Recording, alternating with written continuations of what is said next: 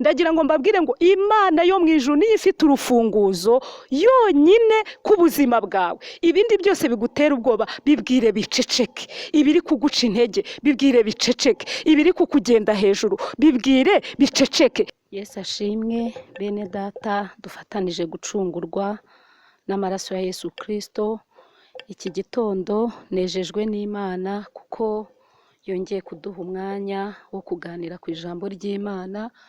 Iby'Imana yakoze ni byinshi ntawabirondora. Turanezerewe cyane rero, tubahaye ikaze kuri Arabohora TV. Aho muri hose mwiyumvemo ikaze kandi munezezwe n'ijambo ry'Imana.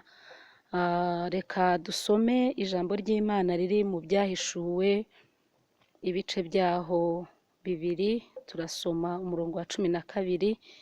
Haranditse ngo, wandikire marayika w'itorero ry'i Perugamu uti, ufite inkota ityaye ifite ubugi impande zombi aravuga aya magambo ati, nzahuba ko ariho intebe y'ubwami bwa Satani iri, nyamara ugakomeza izina ryanjye ntiwihakane kunyizera. Imana ishimwe cyane. Ndagira ngo tuganire iri jambo mu minota itari myinshi. Hari umugisha Imana iduhaye wo kuba turamutse amahoro, kuba turi bazima. Aho uri rero nawe ushima Imana, niba wiriwe amahoro, byose ni ubuntu bw'Imana.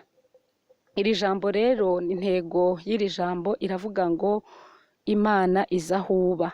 Ijambo riravuze ngo nzi aho uba ko ariho intebe y'ubwami bwa Satani iri, nyamara ugakomeza izina ryanjye ntiwihakane kunyizera.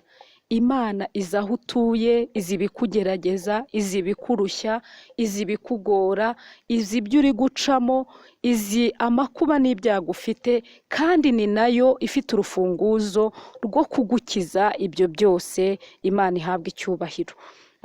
Aya magambo Yohana yandikiraga itorero ry'i Perugamu, abahumuriza ababwira ati, nubwo muri mu makuba, nubwo muri mu kaga, nubwo muri mu ntambara, nubwo hari ibikomeye muri kunyuramo, ariko ibyo byose Imana izi ko muri kubinyuramo.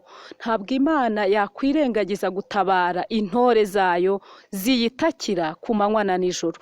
Bene data, ndagira ngo mbakomeze muri Kristo Yesu. Dufite Imana izi gutabara, izi kurwana intambara, izi kwihanganisha abari mu byago. Ubwo bamwe baba baseka, abandi baba bapfushije, abandi bakaba baseka n'urunyurane. Uyu munsi Imana ishobora kukwereka hano ukavuga uti, Imana igira neza cyane, ukamera nka Yona cya gihe imeze uruyuzi, ngo uruyuzi yitwikira munsi y'urwo ruyuzi, ashima Imana, aravuga ati, Imana ugira neza, Imana urakiranuka. Imana yohereza inanda ica munsi y'urwo ruyuzi, irarurandura. Yona atangira nanone kuvuza induru ngo Imana iranyanga, Imana irampemukiye. Ushobora kuba uri mu kaga nk'ako ngako uyu munsi, ubona ibibi ukabona bigucikiyeho. Ndagira ngo nkubwire ko mu kuboko kw'Imana havamo ibyiza n'ibibi, kandi byose biva mu rukundo rwayo. Wibuke igihe kimwe Satani asaba Yobu ntago yigeze abona umwanya wo kwitegura ikizamini cy'Imana. Ikizamini cy'Imana ujya ukisanga mu gitondo gikomanga ku rugi ugiye kugikora. Iyo rero utabitse ijambo ry'Imana mu mutima wawe, icyo kizamini ntabwo ushobora kugitsinda, uragitsindwa. Ariko murebere kuri Yobu uburyo yihanganye. Mu gihe gito gusa baramubwira ngo abana be barapfuye, abahungu be n'abakobwa. Mu gihe akibaza ati, bishwe n'iki? Bati, na za ngamiya zirapfuye. Mbese ibyago bimuzaho icyarimwe. Ariko kuko yari yarabitse ijambo mu mutima we, ntabwo yacumuye ku Mana. Yaravuze ngo byose ni Imana yabimpaye, Imana nihabwa icyubahiro. Ibizamini by'Imana rero nuko bimeze, ariko nanone Imana iba hafi y'abayitakira ku manywa na nijoro. Imana ihabwa icyubahiro. Ndagira ngo rero mbabwire bene data, muri kugeragezwa, muri guca mu ntambara zikomeye, ndetse ukaba uri kugeragezwa n'umuryango, waba uvukamo, waba wowe washatse, mukabona ari ibintu bikomeye. Imana irakubwira ngo nzahuba ko ariho intebe y'ubwami bwa Satani iri, ngo ariko ugakomeza izina ryanjye ntiwihakane kunyizera. Ibyo waba uri gucamo byose rero, ndagira ngo nkubwire ngo komera, ntucike intege. Ubwo Yesu yageragejwe abasha no gutabara abageragezwa bose. Mwibuke ijambo Yeremiya yaravuze ngo nzi ibyo nibwira nzabagirira, ntabwo ari ibibi ahubwo ni byiza, kugira ngo mbareme mu mutima w'ibizababaho hanyuma. Imana yo ifite gahunda yo kukurema umutima no kugukomeza. Ijambo ryavuze ngo nzi aho uba, nzi aho utuye. Niba uri mu kaga, niba ukijijwe, Imana irabizi. Niba udakijijwe nabwo irabizi. Mbese ibyawe byose Imana irabizi. Iyo Imana ivuze ngo nzi aho uba, yuko ari intebe y'ubwami bwa Satani. Aba babwirwaga n'abantu b'i Perogamu. Aha cyari icyicaro cy'abantu bamwe bakorera Satani, ariko hakabamo n'abandi bake bakorera Imana. Imana ihumuriza bene data bari aho ngaho i Perogamu, ibabwira ngo izi aho baba, izi ibyo bacamo, izi amakuba yabo, izi akaga kabo. Niko Imana nawe ikubwiye ngo izi aho uri, izi ibyo uri kugeragezwamo, haba ari mu kazi uri gukora, buryo uri kugeragezwa, bwaba ari n'ubwo bushomeri umazemo igihe, nabyo Imana irabizi kandi bifitiye igisubizo. Bwaba ari ugutinda no gushaka, kuko nabyo bijya bigerageza abantu, nabyo Imana irabizi. Waba kandi warapfushije n'ubukwe ukumva uremerewe cyane, nabyo Imana irabizi. Waba kandi uremerewe n'ibyaha, utarakira umwami Yesu, ukaba utarakizwa, ukibaza naho wakura inzira. Ndakurangira inzira, ngwino kuri Yesu, niho hari amahoro. Yesu yaravuze ngo niwe nzira n'ukuri n'ubugingo, ntawe ujya kwa Data atamujyanye. Ubwo Yesu ari we nzira rero, nanjye nkurangiye inzira, ngwino ujye muri Yesu. Yesu niwe nzira, Yesu niwe wakurwanirira, Yesu niwe wagutura uwo mutwaro.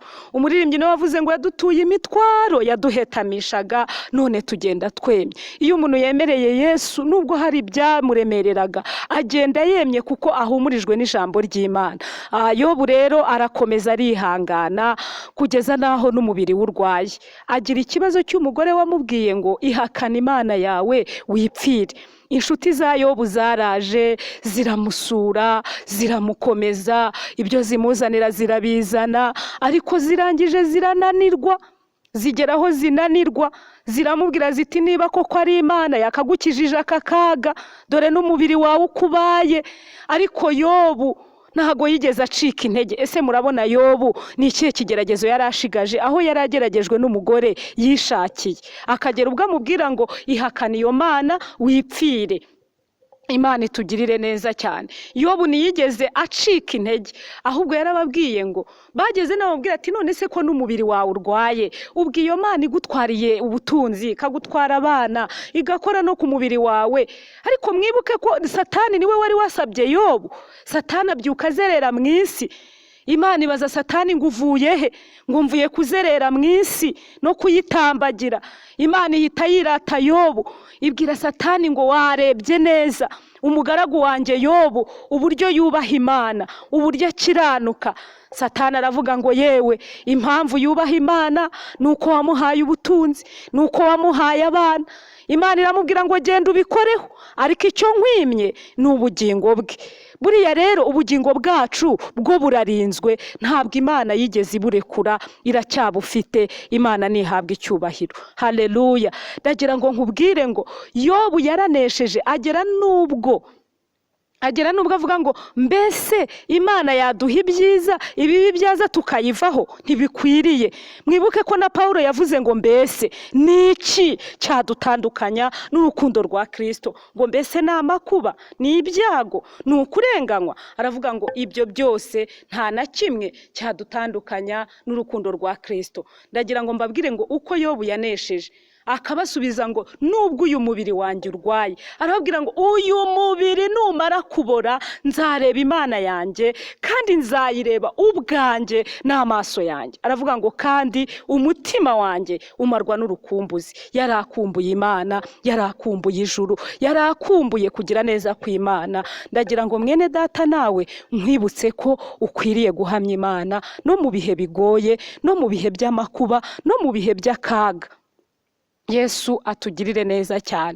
Nigeze ngira ikigeragezo cy'umwana ararwara, aza kurwara avuka, avuka hari ibyo bita ngo ni erini ombilikare, amarasa naho asohotse. Ni ukuvuga ngo kumwe batinda, niba baratinze kumugenya avira imbere. Ariko nabonye Imana ikora ibintu bikomeye, kuko nubwo byabayeho gutya Imana yarinze umwana abaho, kandi byagaragaraga ko atari bubeho. Hari naho bageze baramubaga, umwana ubona inda yarabyimbye, ubona ari ibintu bikomeye, bamubaze inshuro ebyiri. Ariko mu bintu byanteye impungenge kubona umwana bamuteye ikinya cya generali afite umwaka umwe, byari ibintu bikomeye. Ariko ninginga Imana, nari mfite ubwoba bwinshi, ariko Imana ntikangwa n'ubwoba bw'umuntu, ahubwo Imana ica muri ibyo byose igakora icyo yagambiriye. Imana yaje kudukiriza umwana, arakira aba muzima, umwana w'imfura ubu ni muzima, ariga. Ni neza y'Imana, ni birebire. Umuntu aba yaragiye aca mu bintu byinshi, ariko icyo nshatse kuvuga, ibihungabanya umuntu muri uru rugendo byo birahari. Nawe hari byaguhungabanije, wenda n'umubiri wawe urwaye, wenda se ni ku kazi wavuyeho ukaba wicaye ubona nta handi hantu ukura. Ndagira ngo nkubwire ngo mu mugisha w'Imana ijya ibasha gutunga abantu. Ushobora kubara mu byo ukora, mu byo winjiza, ukabona ntibivamo, ariko mu mugisha w'Imana ho bivamo. Abantu babeshwaho n'urukundo rw'Imana. Nta kintu na kimwe umuntu yazanye mu isi nta n'icyo azayikuramo. Niyo mpamvu iby'isi bidakwiriye kudutandukanya n'Imana, bidakwiriye kuducumuza ngo ubeho wiganyira, uhora wihebye, uvuga ngo ibyawe ntibizakunda. Bizakunda mu izina rya Yesu, kuko Imana usenga ifite imbaraga. Ntabwo usenga muri umuna w'iy'abandi basenze. Ni Imana imwe, ni Imana ikora, ni Imana yumva, ni Imana ikiranuka, ni Imana itameze nk'abantu, ni Imana igisubiza gusenga, kandi ijya yumva gusenga k'umuntu wese udafite shinge na rugero. Ndagira ngo nguhumurize rero aho uri hose, waba uri wenyine, waba udafite uguhumuriza, waba uri muri gereza, kuko iri jambo rizumvwa n'abantu benshi, waba ose, Yesu arabitegeka. Imana nibaho umugisha mwinshi, Imana nidusure. Ndifuza ko twasenga Imana, ntabwo ndi butinde. Hano hatubwiye mu bice bitatu mu byahishuwe, n'urwandiko rwandikiwe Ifiladelifiya. Wandikire marayika w'itorero ry'Ifiladelifiya uti: uwera kandi w'ukuri, ufite urufunguzo rwa Dawidi, ukingura ntihagire ukinga, kandi ukinga ntihagire ukingura. Aravuga aya magambo ati: nzi imirimo yawe, dore nshyize imbere yawe urugi rukinguye, kandi ntawe ubasha kurukinga, kuko ufite imbaraga nke, nyamara ukitondera ijambo ryanjye, ntiwihakane izina ryanjye. Dore nguhaye bamwe bo mu isinagogi ya Satani, biyita Abayuda nyamara atari bo, ahubwo ari abanyabinyoma. Dore nzabahata kuza bikubita imbere y'ibirenge byawe, bamenye yuko nagukunze, kuko witondeye ijambo ryo kwihangana kwanjye. Nanjye nzakurinda igihe cyo kugeragezwa kigiye kuza mu bihugu byose, kugerageza abari mu isi. Ndaza vuba, komeza ibyo ufite, hatagira ugutwara ikamba ryawe. Unesha nzamugira inkingi yo mu rusengero rw'Imana yanjye, kandi ntazasohoka ukundi. Nanjye nzamwandikaho izina ry'Imana yanjye n'iry'ururembo rw'Imana yanjye, ari rwo Yerusalemu nshya nzamanuka niva mu ijuru iturutse ku Mana yanjye, kandi nzamwandikaho izina rishya. Ufite ugutwi niyumve iby'Umwuka abwira amatorero. Amen. Nsoreje kuri iri jambo. Hano haravuze ngo uwera kandi w'ukuri, ufite urufunguzo rwa Dawidi, ukingura ntihagire ukinga, yakinga ntihagire ukingura. Ndagira ngo mbabwire ngo Imana yo mu ijuru niyo ifite urufunguzo yonyine ku buzima bwawe. Ibindi byose bigutera ubwoba bibwire biceceke, ibiri kuguca intege bibwire biceceke, ibiri kukugenda hejuru bibwire biceceke. Imana iravugana nawe ngo nzagukingurira amarembo kandi ntazugarirwa. Imana ishimwe cyane. Imana rero nikugirira neza, ujye ujye uyishimira, kandi nubona n'amakuba n'ibyago jya wihangana, ntuzamere nka Yona wabonye uruyuzi akiterera hejuru akaririmba, yabona uruyuzi ruvuyeho agacika intege. Reka mbabwire, Imana iracyari ku ntebe y'imbabazi kandi ifite ijambo rya nyuma ku muntu wese. Rero wibuke ko nyuma y'ibyo byose ukora hari urubanza, kandi urwo rubanza nta muntu n'umwe uzaruburamo, ntawe uzatanga impamvu ngo sindi buboneke. Urubanza rwo mu ijuru buri muntu wese azahagarara imbere y'intebe y'imanza ya Kristo. Uko udashobora kuvuga ngo sindi bupfe igihe cyawe cyo gupfa cyageze, niko utazanavuga ngo sindi bujye imbere y'urubanza rw'intebe y'Imana. Buri wese azaruhagarara imbere yumve icyo Imana imuvugaho, kandi Imana izaca urubanza itabereye. Ndakwifuriza ko wakizwa, kuko urwo rubanza rw'Imana ruzaba ruteye ubwoba, ruzaba rukomeye. Bibiliya ivuga ngo uko wagenje niko uzagenzwa, uruzi ruzagarura abo rwamize kugira ngo baze mu rubanza. Imana idutabare. Reka dusenge Imana. Aho uri, niba urwaye fata aho urwaye dusenge, niba kandi utarakizwa pfukama ubwire Imana ngo Mana mbabarira aho nacitse intege, aho nakubabaje, aho nakoze ibyo washakaga ko nkora. Saba Imana imbabazi, Imana irakubabarira. Reka dusenge Imana. Mwami Imana yacu, uri Imana ikinga ntihagire ukingura, kandi wakingura ntihagire ukinga. Mwami, ndasaba kugira ngo ukingurire abantu bamaze igihe bageragezwa, bari mu bibazo, bari mu bukene, bari mu ntambara, bari mu madeni, ubishyurire. Abari mu nzu z'imbohe, Mwami wabafungurira, kuko hari abajya barenganwa. Turasenze kugira ngo abarengana ubarenganure, kubera kuri Imana. Kandi ndasenze kugira ngo abataramenya izina ryawe Yesu, abatarakwakira, abari kuzunguruka mu byaha babigotomera, ndetse bari mu makuba barushye, babuze uwabaruhura, Mwami turabasengeye mu izina rya Yesu. Ducagaguye imigozi yose ya Satani ituma abantu badakizwa. Mwami, twirukanye ubutinganyi mu gihugu, twirukanye imyuka mibi mu izina rya Yesu Kristo. Reka ukuri n'umucyo w'Imana bigwire mu itorero, kandi abantu b'Imana bongere bahembuke. Turagushimiye Mwami, nta na kimwe twagusabye ngo ukitwime. Twizeye neza tudashidikanya